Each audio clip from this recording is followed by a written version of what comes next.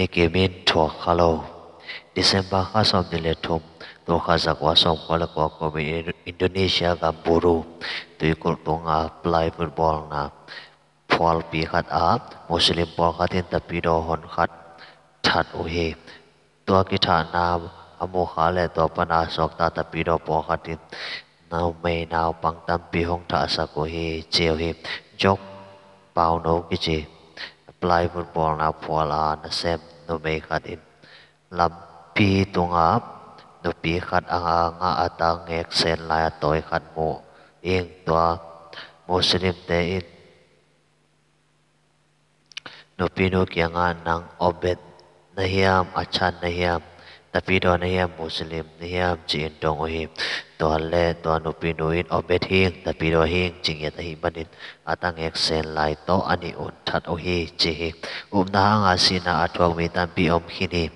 ikal ka sakin ki pung bu khaya akal panina lo dong singat nem to atan na atwak tam pi om hi sikvel saba ma tunga ki kang au oma vun ki hok sakin chi kin wa thok zong omi sathau sa songa ki kang zong oma angonga suang tum to ki khi khomin tui songa ki khia zong omi ahum sampana si dong ki khai oma sapi to ki lai sako a ki lai sako zong om hi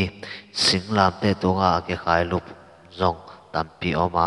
gel nang taka asi sako zong tampi omi to bana to tampi te in aphazo tho kieng na anga thei na ding on ha khian ding tel lo in bo sen na athwang zo hi po khat te in cha ko na hau te to san a thu sin na si khau to khi na thong khi a thong songa khian na tho ku hi suang tum to den lup na singa to atan na nam sao to tha na te athwa ku hi tu vun keo vun pel selin pa koi a chi mo gen te in mo sen na le khel bol na thwa ku hi lei tung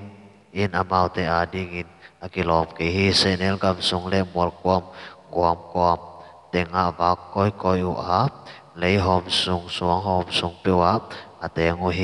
hi mi te khem pe na hang in ete hoi nga o hi hebia alian som na kan anel som tum na pa som tum na kwa na hangin i thua kang le ham pha hi hang